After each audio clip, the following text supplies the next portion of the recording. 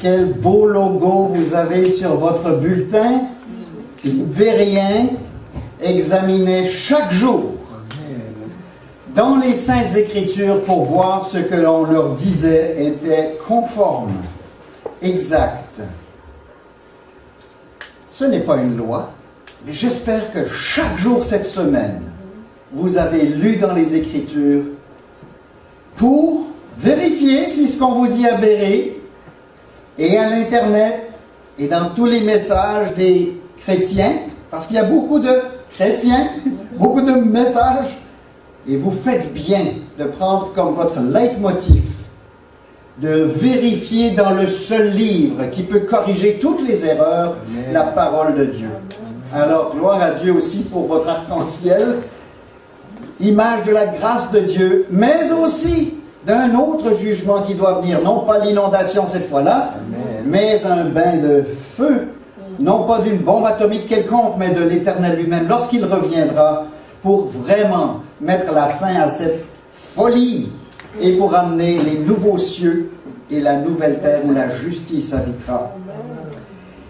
Oui, Sharon et moi, nous sommes reconnaissants au Seigneur que notre amitié avec frère Élisée et sœur Micheline, que Dieu les bénisse vraiment, ça dure depuis plusieurs années. On a mentionné la chorale et John, et c'est des bons souvenirs.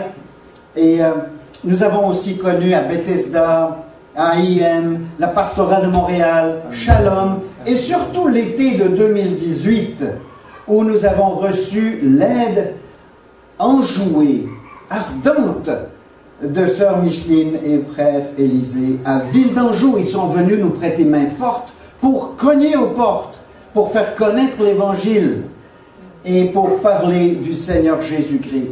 Nous avons fait ce porte-à-porte ensemble, nous avons été visités à l'hôpital ensemble, nous avons chanté et joué la guitare ensemble, et il a une méchante guitare. Waouh, quel livre là, vraiment, John, c'est bon.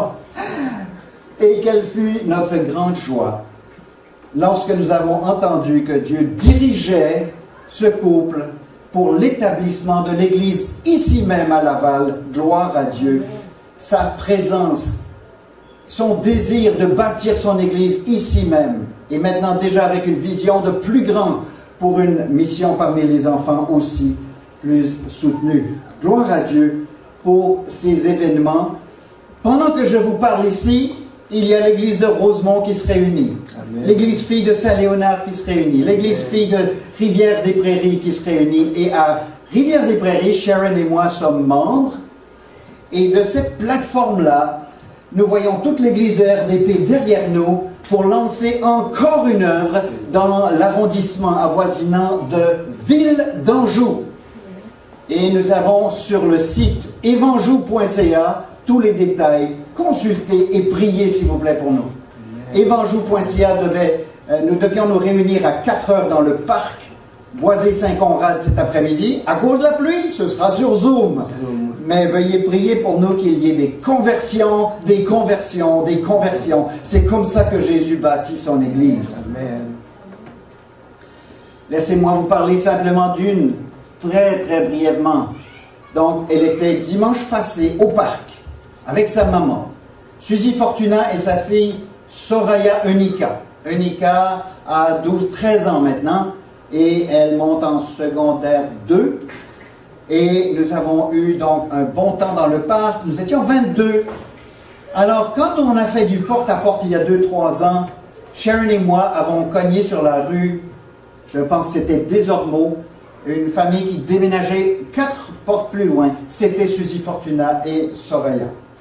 Et donc, nous avons dit, avez-vous un moment? Bon, ils ont accepté et on a parlé de l'évangile de Jésus-Christ. Sharon a dévoilé le livre sans parole. Vous connaissez peut-être le livre où il n'y a pas de parole, mais des couleurs.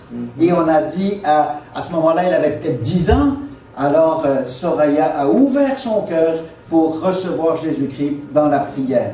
Et des semaines ou des mois, elle est absente, mais elle revient à la table. Elle est encore là. Priez pour elle. Elle était là jeudi pour une réunion de jeunes dans le parc où on a mangé de la pizza et évangélisé avec Jean, l'évangile de Jean. Ils étaient 5 de l'école secondaire Ville d'Anjou, priez pour nous, s'il vous plaît, que le Seigneur établisse une église à Ville d'Anjou. Eh bien, ce matin, nous voudrions voir en précis la différence entre l'ancienne et la nouvelle alliance. Parce que nous avons un seul livre, n'est-ce pas? Amen. Tout inspiré, tout aussi révélatoire sur la première page que la dernière. Chaque mot, chaque phrase est inspirée, sort de la bouche même de Dieu. Mais il faut admettre qu'il y a deux alliances, au moins. On peut en compter 5, 6 en tout, mais voilà qu'il y a surtout l'ancienne alliance et la nouvelle. Et ce n'est pas simplement un sujet poussiéreux, cela vous dit, mais ça nous affecte dans ce qu'on doit faire dans notre culte et comment on doit se voir dans les temps où nous sommes. Est-ce que nous sommes encore soumis à la loi de Moïse? Il y a des groupes qui disent oui. Il y a des gens qui, adventistes du 7e jour, que Dieu les bénisse, il y en a qui seront au ciel avec nous. Amen. Mais il y en a qui exagèrent les écrits de Ellen White et qui disent il faut garder et toute l'ancienne alliance et toute la nouvelle. Impossible. C'est comme de l'eau et de l'huile. Ça ne se mélange pas. Il y a eu un progrès dans la révélation de Dieu et nous devons prendre compte de la théologie biblique qui passe de l'ancienne alliance à la nouvelle. Donc nous allons étudier dans un passage précis ce contraste entre l'ancienne et la nouvelle pour qu'on ait une idée. Est-ce que je suis soumis à la loi de Dieu selon ce que Moïse a donné? Ça, c'est la question. Et ça peut affecter si on se réunit le samedi, ou le dimanche, ou le lundi. La liberté en Christ. N'est-ce pas? Donc, il y a de grandes questions pour le temps de notre culte. Tantôt, on a parlé des dîmes. Le pasteur a dit, ce n'est pas pour vous contraindre. Gloire à Dieu, c'est vrai. La dîme n'est qu'un point de départ. Allons vers la 20e, et la 30e, Amen. et la 80e. Donnons tout, mettons-nous dans le plateau nous-mêmes. Eh bien, la loi et la grâce, l'ancienne et la nouvelle. Où est-ce que nous en sommes? Qu'est-ce que Paul dit de cela? Et nous lisons dans 2 Corinthiens 3, 6 à 18. 2 Corinthiens 3, 6 à 18. Et j'ai intitulé ce message « La prééminence glorieuse de la nouvelle alliance et la ressemblance à Jésus ».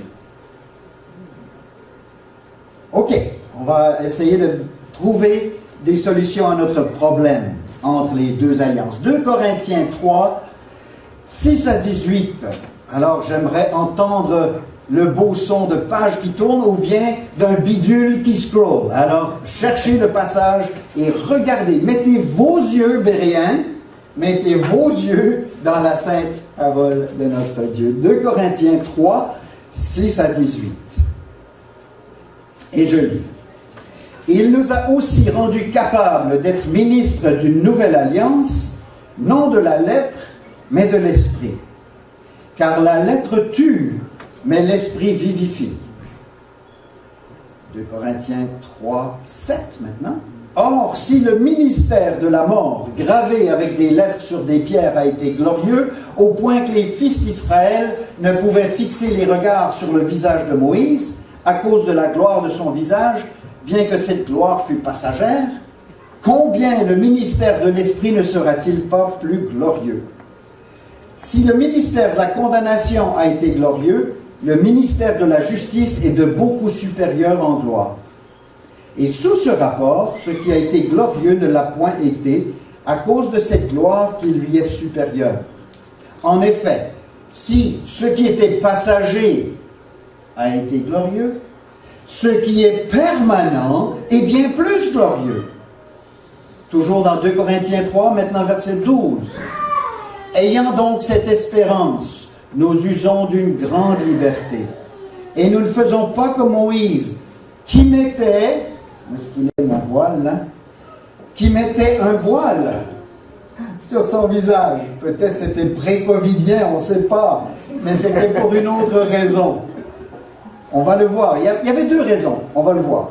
Nous ne faisons pas comme Moïse qui mettait un voile sur son visage pour que les fils d'Israël ne fixassent pas les regards sur la fin de ce qui était passager, mais ils sont devenus durs d'entendement, car jusqu'à ce jour, le même voile demeure quand ils font la lecture de l'Ancien Testament, et il ne se lève pas parce que c'est en Christ qu'il disparaît.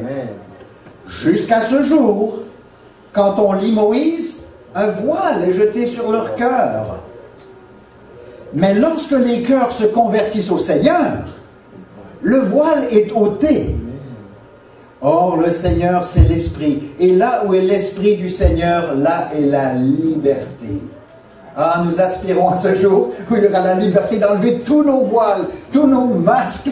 Quelle glorieuse liberté j'ai de vous ici distancés pour que je puisse ne pas postillonner sur vous.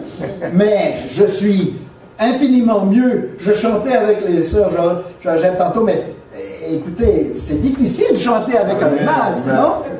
Alors quand l'Esprit de Dieu est là, c'est la liberté, on ôte le voile. Et verset 18, attention, ce sera le clou du message. Nous tous qui, le visage découvert, contemplons comme dans un miroir la gloire du Seigneur, nous sommes transformés en la même image, de gloire en gloire, comme par le Seigneur l'Esprit. Quel magnifique passage. Seigneur, ô notre Dieu, dévoile cette parole pour nous ce matin. Chacun de nous a besoin de voir Jésus-Christ. Chacun de nous a besoin d'entendre l'évangile gratuit qui a racheté notre âme et qui encore aujourd'hui nous pardonne, nous libère et nous sanctifie. Donc, donne-nous la plénitude du Saint-Esprit pour comprendre et mettre en pratique cette parole au nom de Jésus qui vit et qui règne. Amen. Amen. Alors, 6 premiers contrastes. Attachez vos ceintures parce que nous sommes dans des contrastes théologiques, mais qui mènent à une compréhension de où nous sommes dans l'histoire du salut. Mais il faut bien poser ces contrastes-là. Premier contraste, l'Ancien Testament versus le ministère de la Nouvelle Alliance. Versus, il y a discontinuité. Dans un sens typologique, il y aura continuité, mais il y aura transformation. Je développe ça dans mon livre « Introduction à la théologie de la Nouvelle Alliance » qui doit reparaître bientôt, publication chrétienne l'année prochaine. Là, je travaille sur les corrections de la première édition qui a été éditée en 2019. Mais cet Ancien Testament est versus le ministère de la Nouvelle Alliance. Alors vous tous, jeunes et moins jeunes, qui lisez cette Bible, vous savez qu'il y a 39 livres dans l'Ancien, 27 dans le Nouveau, 66 en tout, quarantaine d'auteurs, des milliers d'années de composition. Un jeune Péva m'a demandé quand est-ce que la première Bible a été écrite. J'ai pu donner une petite illustration de cette écriture progressive. Et Dieu, dans sa sagesse, dans son plan, il avait un peuple, lié par la loi mosaïque pour un temps. Ensuite, 400 ans de silence prophétique. Ensuite vient Jésus-Christ, le Rédempteur, le médiateur d'une nouvelle alliance. Et il y a un contraste entre les deux. Nous devons marquer une page entre Malachie et Matthieu. Nous devons comprendre la suite et le progrès de la révélation. Maintenant, nous sommes dans la Nouvelle Alliance. Rien ne changera jusqu'à ce que vienne Jésus-Christ. Oh, l'Antéchrist doit paraître, mais nous sommes dans les derniers temps déjà. Il y a un contraste entre les deux alliances. Paul écrit au verset 14, « Ils font la lecture de l'Ancien Testament. » Et le mot pour testament, diatheke, est le même que pour alliance, diatheke. Alors on peut dire testament ou alliance, c'est le même mot. Et parfois, il faut discerner ce que l'auteur veut dire. Mais ici, quand il dit qu'ils font la lecture de l'Ancien Testament, il convient de mettre testament plutôt qu'alliance. Le contexte dit tout. Au verset 6, il parle de la nouvelle alliance, diatheke. Alors il y a contraste entre l'ancien et le nouveau. Quand Jésus vient, tout est rendu nouveau. On ne met pas un morceau de pièces nouvelles sur un ancien habit, avait dit Jésus. Et comme on le voit au verset 15, Paul a fait un contraste entre la révélation faite à Moïse et celle qu'il a reçue. Lui, l'apôtre, converti sur la route de Damas, il a reçu une nouvelle révélation. L'Ancien Testament, l'Ancienne Alliance a été conclue par Moïse en son temps. Elle était bonne, elle était glorieuse. Mais nous contrastons avec quelque chose qui est plus glorieux. L'Ancienne Alliance est maintenant remplacée par la Nouvelle Alliance. Quelle est cette Nouvelle Alliance? Je la résume brièvement en 3 points. La Nouvelle Alliance a été prophétisée dans l'Ancien, identifiée par Jésus-Christ et conclue par lui, et inaugurée à la Pentecôte. Cette Nouvelle Alliance, nous y sommes. Depuis qu'est venu le Saint-Esprit qui nous remplit, frères et sœurs, je vois Jésus-Christ en toi. Nous portons le Seigneur Jésus-Christ par son Saint-Esprit en nous. Ça, c'était le propre de la Nouvelle Alliance. Jésus l'a visé dans l'Ancien, il l'a conclu en Christ et il l'a amené en exécution par la venue du Saint-Esprit. Dans l'Ancien Testament, brièvement, mais c'est tellement significatif, faites le voyage avec moi, cherchez Jérémie 31, verset 31. Et moi, je mets avec un surbrillant mauve tout ce qui est Nouvelle Alliance dans la Bible. Et dans ma Bible, à Jérémie 31, il y a du mauve. C'est la Nouvelle Alliance qui est déjà dite en toutes lettres. On ne peut pas se tromper. Jérémie 31. Alors, au verset déjà 31. Voici les jours viennent. Je répète, Jérémie 31, 31. Voici les jours viennent. Ça va être dans le futur. Dans le temps de Jérémie, on est à environ 600 ans avant Jésus-Christ. Mais voici les jours viennent, dit l'Éternel, où je ferai avec la maison d'Israël et la maison de Juda, j'y reviens dans un instant, une alliance nouvelle. Non comme l'alliance que je traitais avec leur père le jour où je les saisis par la main pour les faire sortir du pays d'Égypte. Alliance qu'ils ont violée, quoique je fusse leur maître, dit l'Éternel. Mais voici l'alliance que je ferai avec la maison d'Israël. J'y reviens dans un instant. Après ces jours-là, dit l'Éternel, écoutez maintenant, c'est de l'or pur, c'est du miel.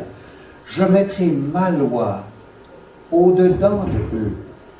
Je l'écrirai sur leur cœur, dans leur cœur. Je serai leur Dieu, ils seront mon peuple. Ah, que les Juifs devaient avoir hâte à cette alliance-là. Celui-ci n'enseignera plus son prochain, ni celui-là son frère, en disant, connaissez l'Éternel, car tous me connaîtront. Israël ancien, tous ne connaissaient pas l'Éternel. Tous n'étaient pas croyants, mais beaucoup, peut-être la majorité, étaient incrédules. Mais dans la Nouvelle Alliance, tous me connaîtront. Depuis le plus petit jusqu'au plus grand, dit l'Éternel. Et ça doit être comme ça dans l'Église. Nous veillons, les pasteurs et les anciens et les conseils d'Église, à ce que dans l'Église, ceux qui soient reconnus comme les membres visibles, soient éprouvés selon leur témoignage pour qu'ils fassent partie vraiment, par la foi, du peuple de Dieu. Mais j'aime la dernière clause. Sur les 4 clauses, c'est la dernière qui m'épate. Car je pardonnerai leur iniquité. Même pour un gars qui vient d'avoir 73 ans? Oui. Pour le pécheur perdu qui se tourne vers Jésus-Christ, je pardonnerai enfin leur iniquité. Il pardonnait dans l'Ancien Testament, mais il fallait mettre à mort un bouc, un veau, une tourterelle, et ça recommençait la fois prochaine. En Jésus-Christ, nous avons le pardon une fois pour toutes. Oui, il nous ordonne de confesser nos péchés, mais nous sommes pardonnés en Christ. Et écoutez bien la fin de la phrase. Et je ne me souviendrai plus de leurs péchés. Merci Seigneur. Les péchés de cette semaine, de hier, nos mauvaises pensées, nos mauvaises paroles, la dureté, la jalousie, je ne me souviendrai plus de leurs péchés. Approchez-vous du Seigneur Jésus-Christ. Vous êtes dans la Nouvelle Alliance. Jouissez de ce pardon que Jérémie prophétise. Maintenant, je vais sauter les 3 autres, parce que le temps va passer assez vite. Je vois, il est déjà étrange. Wow! À quelle heure je dois terminer? Moins 5? Oui. OK. À moins 5 ou j'ai moins 10? Moins 10. Moins 10, c'est mieux. Merci, la négociation. Je vais prendre 20 bonnes minutes. Alors je dois marquer, s'il vous plaît, quelque part, dans votre tablette ou sur un papier. À côté de Jérémie 31, 31, écrivez Ésaïe 42, 6 et 49, 6. C'est la nouvelle alliance qui est annoncée par Ésaïe. Je répète, Ésaïe 42, 6 et 49, 6. C'est comme un cours ce matin. Et troisièmement, dans Ézéchiel, oh que j'aime celui-là, on aurait beaucoup bénéficié de lire dans Ézéchiel, mais notre sujet c'est dans 2 Corinthiens, on ne va pas rester trop dans l'ancien. Ézéchiel 36, 25, je vous donnerai un cœur nouveau, je mettrai en vous un esprit nouveau. Waouh, c'est trop beau. Et puis finalement dans Joël, alors j'ai dit Ézéchiel 36, 25, et un quatrième passage, et ce ne sont pas les seuls. Hein. L'Ancien Testament a des images de la Nouvelle Alliance un peu partout. Okay? Mais dans Joël 2, 28, le prophète dit, après cela, je répandrai mon esprit sur toute chair. Dans l'Ancien Testament, l'esprit existait, mais il était intermittent, ici ou là, dans quelques temps, quelques circonstances. Il ne résidait pas. Ça, c'est venu à la Pentecôte. Nous avons quelque chose de plus que les gens de Moïse, que les gens d'Israël dans l'Ancienne Alliance. Je répandrai mon esprit sur toute chair. Et cette fois, non seulement il réside, mais selon que nous sommes dociles, il doit présider dans ton cœur. Frem, sum, laissons résider et présider le Saint-Esprit de Jésus-Christ dans notre cœur. Maintenant, dans la Nouvelle Alliance, avons-nous dit le deuxième point, et je suis juste encore dans ce premier contraste, mais non seulement ça a été prophétisé dans l'Ancien Testament, mais la Nouvelle Alliance a été identifiée, c'est ça, par Jésus-Christ, et conclue et exécutée par Jésus-Christ. Donc la Nouvelle Alliance, dans Luc 22, 20, il prit de même la coupe après le souper, il la leur donna en disant, cette coupe est la Nouvelle Alliance. Et la coupe elle-même n'était pas plus sainte que le pupitre. C'était une coupe. Et puis, le jus de raisin ou le vin qui était là-dedans n'est pas transformé dans le sang de Christ, là. Non. C'est du fruit de la vigne, c'est une coupe. Mais ce que cela symbolise, c'est que 24 heures plus tard, ou peut-être même moins, parce qu'il le donnait le soir avant de mourir, et il disait, cette coupe est la nouvelle alliance. Et il retourne 700 ans en arrière pour prendre ce que Jérémie avait dit. Les jours viennent où il y aura une nouvelle alliance. Et tout le monde attend. Et maintenant, quand il lève cette coupe, et il dit, cette coupe est la nouvelle alliance. C'est-à-dire ma mort, demain, je vais mourir, je vais donner mon corps pour vous. Ça, c'est l'alliance. Elle est, je ne vais pas dire unilatérale ou univoque, ce serait un petit peu lourd, mais écoutez, on ne pouvait pas garder la loi de Moïse. Tu n'es pas capable. Vous n'êtes pas capable de suivre les 10 commandements, ni même un seul. Moi, en tout cas. OK? Et puis maintenant, la nouvelle alliance, elle vient puis elle dit, la culpabilité qui tombait à cause de Moïse a dit, maintenant elle est tombée sur Jésus-Christ, mon substitut, et maintenant je suis libre de tout cela. Il ne me souvient même pas de mes péchés. Gloire à Dieu. Donc, Christ a levé cette coupe, il a dit cette coupe est la nouvelle alliance en mon sang. Je n'ai pas le temps de lire les autres dans le Nouveau Testament pour prouver ce point-là, mais marqué Matthieu 5, 17, venu pour abolir, non pour, je suis venu pour accomplir, non pour abolir. Luc 24, 44, je n'ai pas le temps de le lire. Jean 19, 30, tout est accompli. Alors là, on est vraiment sur du terrain de la nouvelle alliance. Dites-le, mes chers amis. Christ est là. OK, tout est accompli. Tu n'as pas besoin encore de donner la dîme, même être baptisé, OK, parce qu'il y a un voleur au ciel qui n'a pas été baptisé là. Amen. Maintenant, je suis un baptiste. Mon père était pasteur baptiste. Et je vais baptiser des gens de Anjou bientôt, j'espère. OK, je crois que nous devons mentionner le baptême tôt dans nos contacts. Amen. Mais le baptême ne sauve pas. Parce que sur la croix, tout est accompli.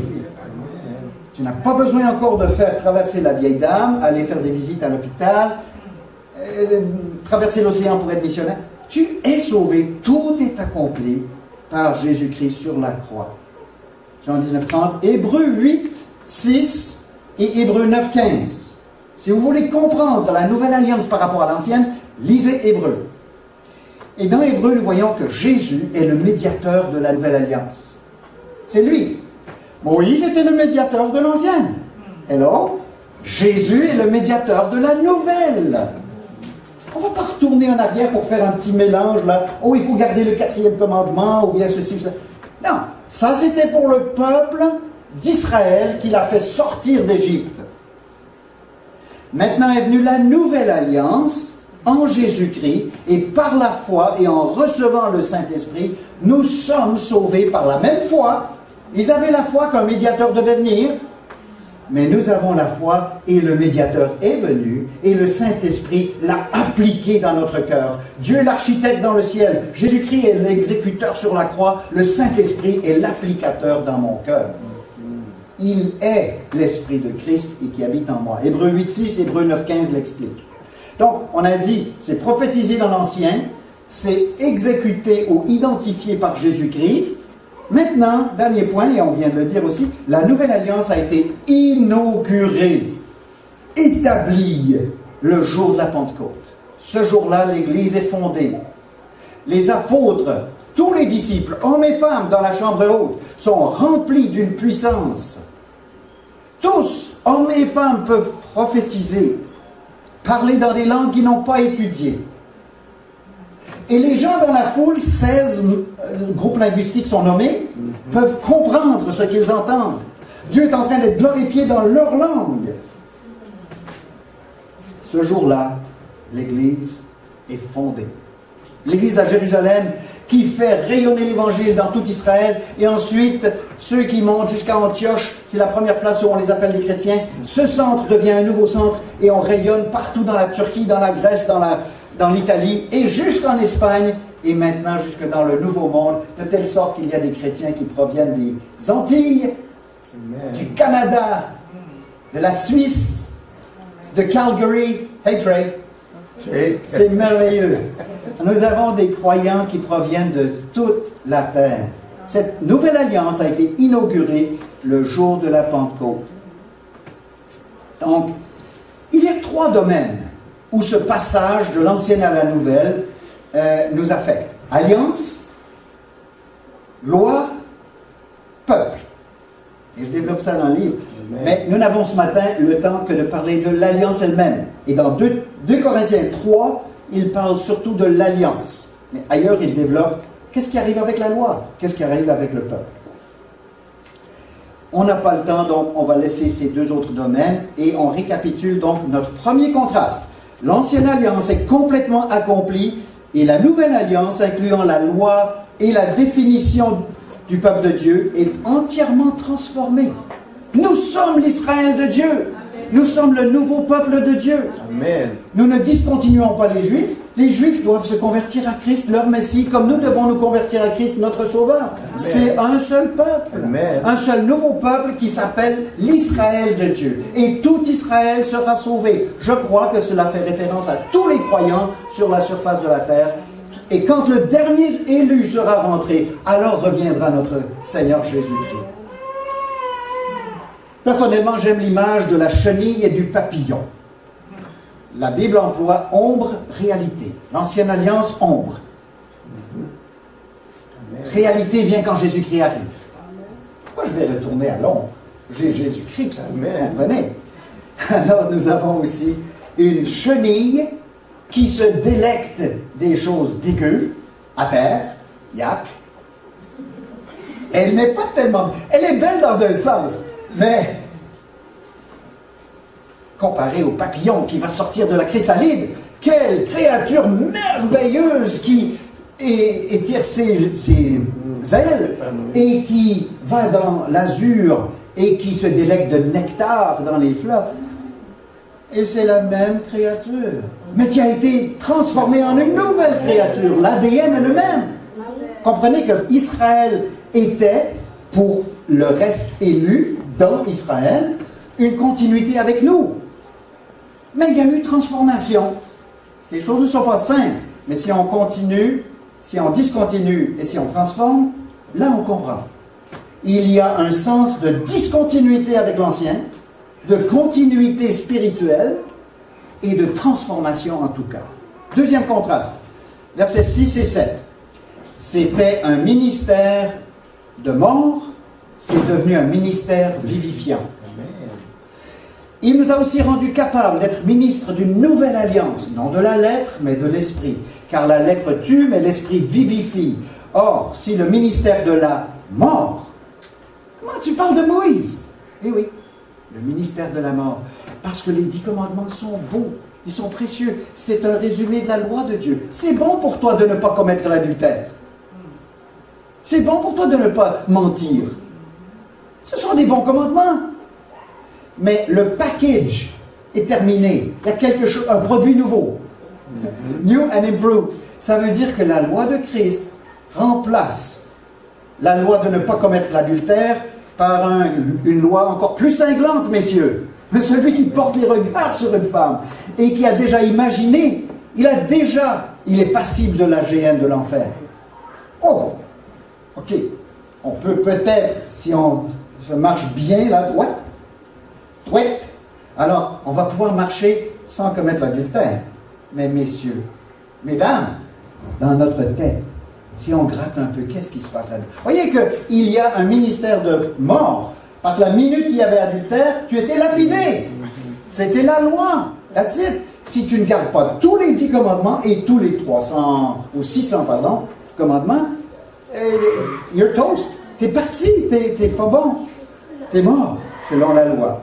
Mais maintenant, nous avons un ministère vivifiant, dit l'apôtre Paul, gravé avec des lettres sur des pierres de chair. Il est clair que l'alliance mosaïque était une alliance d'œuvre. La nouvelle alliance, alliance de grâce. La loi dit, fais ceci et tu vivras. La grâce dit, je pourvois moi-même le pardon afin que tu vives. L'ancienne alliance avait comme but de décrire la justice de Dieu, pas de sauver. La loi de Moïse n'est pas là pour te sauver, c'est un miroir, pour te montrer combien tu es déchu, loin de Dieu. Ah, nous le savons, et nous avons honte. Mais lève la tête, chrétien, parce que quelqu'un a payé la pénalité à ta place. La loi exige la peine de mort, à moins qu'on la suive entièrement, mais l'Évangile transmet la vie éternelle à quiconque croit. Il faut que je rajoute des bonnes œuvres? Non. Quiconque croit à celui qui a conclu la nouvelle alliance. Et dans l'Ancien Testament, on l'a dit, ils étaient sauvés aussi, réellement sauvés. Nous serons sur un pied d'égalité. Mais eux, ils étaient sauvés par la foi en un médiateur qui devait venir. Il fallait qu'ils gardent la loi de Moïse, tant bien que mal. Mais ça coulait à flot le sang des veaux et des bœufs. Jérusalem avait des conduits qui menaient en bas dans la vallée de Gehinnom. Et c'est atroce de penser que dans une rivière, il y a tout ce sang et tous ces enfants qui s'en vont. Dieu a demandé qu'il y ait du sang pour couvrir le péché. Mais maintenant que nous sommes dans la nouvelle alliance, il a ôté. Voici l'agneau de Dieu qui ôte le péché du monde. Allons vite vers le troisième contraste. Les deux premiers, Paul distingue entre l'ancienne et la nouvelle alliance. La loi ancienne déclare la punition de mort pour tout contrevenant. Et la nouvelle alliance proclame que celui qui croit à la vie. Voilà les deux premiers contrastes. Le troisième, glorieux versus plus glorieux. Donc, il y a un sens dans lequel nous honorons les 10 commandements, nous les étudions, nous savons que nous devons prendre édification. Ça a servi d'exemple pour nous. Il y avait un lieu pour l'Ancien Testament d'être écrit et pour le chrétien du Nouveau Testament de lire et d'étudier cela et d'apprendre qui était Dieu et où est-ce qu'il menait. Mais ici, nous avons glorieux versus plus glorieux dans les versets 7 à 11. Si le ministère de la mort a été glorieux, bien que cette gloire fût passagère, combien le ministère de l'Esprit ne sera-t-il pas plus glorieux, plus glorieux, supérieur en gloire? Si le ministère de condamnation a été glorieux, le ministère de la justice ou justification est de beaucoup supérieur en gloire. Et sous ce rapport, ce qui a été glorieux ne l'a point été. En effet, si ce qui était passager a été glorieux, ce qui est permanent est bien plus glorieux. Donc, voyez le contraste. Glorieux pour Moïse, bien plus glorieux. Quand, je dirais le nouveau Moïse, mais il y en a qui trouvent que c'est un peu plat. Il est bien plus grand que Moïse. Il n'est pas juste le nouveau Moïse, là. Il est le Fils de Dieu. D'accord? il est homme-Dieu. Jésus que nous adorons, que nous suivons, notre Sauveur, eh bien, il est plus glorieux que son serviteur qui a été fidèle sur toute la maison de Dieu, Moïse, oui, mais Jésus-Christ est venu pour dévoiler le Père, pour nous montrer qui est Dieu. Donc, je ne passe pas plus de temps sur ce troisième contraste, glorieux versus plus glorieux. Quatrième contraste, l'ancienne alliance, il ne reste pas beaucoup de temps, je dois cavaler. L'ancienne alliance était passagère, la nouvelle est permanente.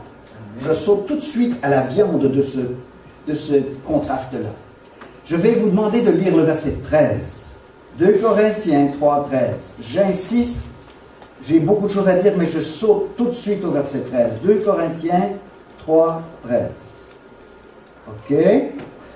Et nous ne faisons pas comme Moïse, qui mettait un voile sur son visage, pour que les fils d'Israël ne fixassent pas les regards sur la fin de ce qui était passager. Oh! Un instant! Je pensais qu'il mettait un voile pour que les Israélites ne soient pas éblouis par le shining, par la gloire qui émanait de son visage. Et la réponse est oui, il faisait ça pour cette raison-là, mais il y a une autre raison qu'on n'aurait jamais devinée si Paul ne nous l'avait pas révélée. Il mettait un voile sur son visage pour que les Juifs, les Israélites, ne puissent pas se rendre compte combien est passagère, temporaire, éphémère et limité la fin de ce qui était passager. La fin, F-I-N, c'est un grand mot ça, télos. Télos peut vouloir dire le but ou la fin. Ici, c'est immanquablement la fin de ce qui était passager. Vous voyez que Moïse descend avec les 10 commandements, son visage est glorieux parce qu'il a été dans la présence de Dieu, et le peuple ne peut pas voir, alors on lui met un voile, et Paul dévoile que cette pièce sur son visage était là pour pas qu'il soit ébloui, mais aussi pour pas qu'il voie que leur alliance était temporaire. Jusqu'à ce que Christ vienne, une nouvelle alliance arrive. Ce sont des choses profondes, mes frères et sœurs, mais nous avons ici donc un contraste. L'ancienne alliance était passagère, la nouvelle, c'est la fin des temps. Nous sommes dans l'alliance permanente. Je saute tout de suite au contraste numéro 5. L'ancienne alliance communiquait la condamnation, mais la nouvelle, la justification. Comme on l'a déjà dit, si tu ne gardes pas les 10 commandements, tu es fait à l'os. Okay? Tu ne peux pas en revenir là. Tu étais soit exclu du peuple, ou lapidé, ou bien tu dois aller au temple immédiatement et faire ce sacrifice. Tu es en danger de mort. La loi de Dieu est implacable. Elle est comme ça. Donc dans ce 5e contraste, verset 9, si le ministère de la condamnation a été glorieux, oui, mais ça te condamne, ok. Le ministère de la justice ou de la justification, je n'ai pas le temps de prouver que le mot justice, dikaiosis et dikaiosune peuvent être interchangeables pour Paul. On ira ça une autre fois. La justification, c'est un ministère de la nouvelle alliance, tandis que l'ancienne, elle veut te condamner. Elle veut dire, t'es mort. T'es pas capable. Et t'es pas correct. Mais, dans la grâce précède de Dieu, même le gars de l'Ancien Testament pouvait espérer, pas juste garder tant qu'il pouvait la loi, mais espérer qu'un nouveau médiateur allait arriver. Et ça nous amène au 6e contraste. L'ancienne alliance voile, la nouvelle alliance dévoile. Donc, verset 14. Ils sont devenus durs d'entendement, car jusqu'à ce jour, le même voile demeure quand ils font la lecture de l'Ancien Testament. Ils ne se lèvent pas parce que c'est en Christ qu'il disparaît. Verset 16. Lorsque les cœurs se convertissent au Seigneur, le voile est ôté. Donc, on a déjà dit, l'ancienne alliance, il y a un voile. La nouvelle, un dévoilement. Et en qui est-ce que cela était très très clair? En Paul lui-même.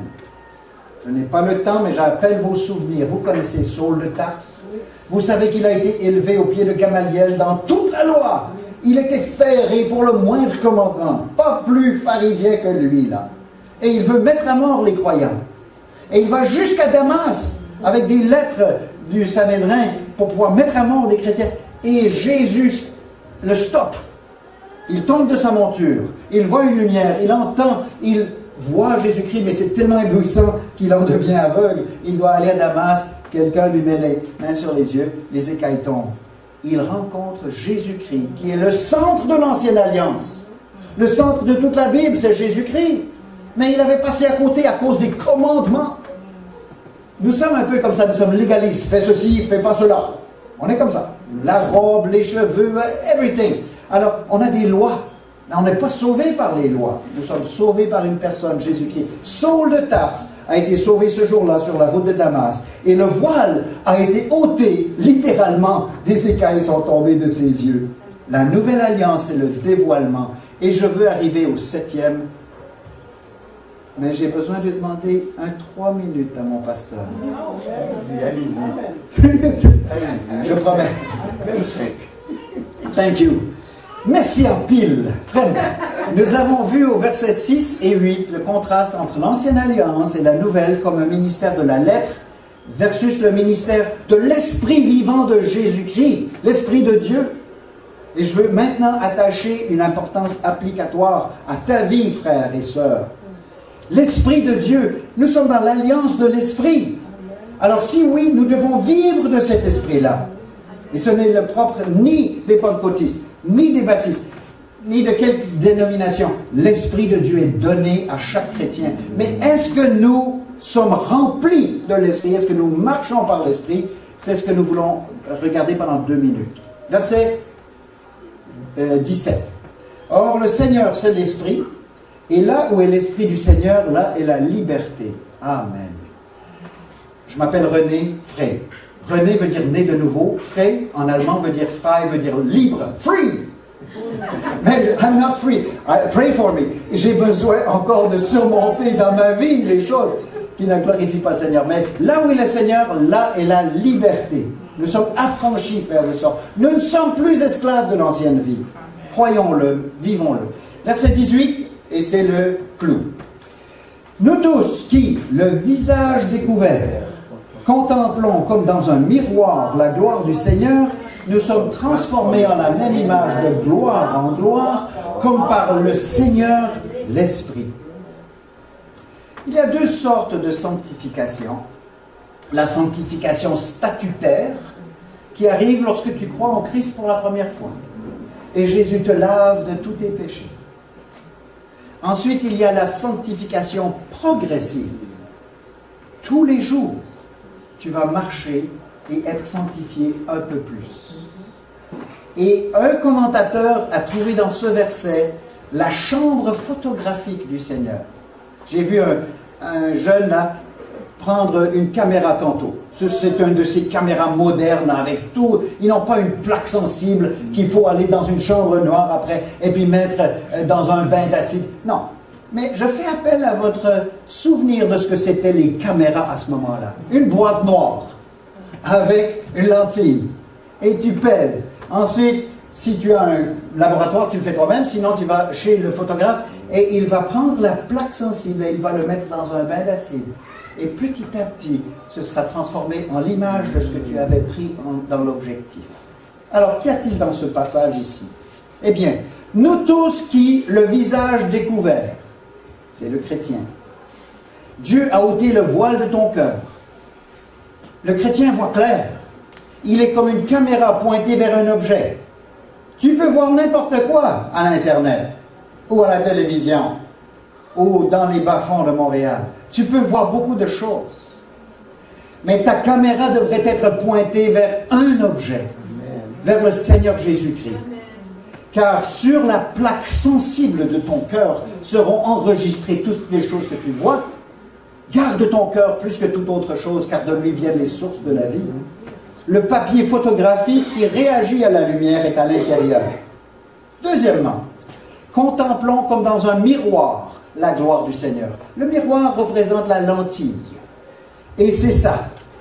Bien, c'est la parole de Dieu. Elle te permet d'interpréter le monde tel qu'il faut, les vraies valeurs.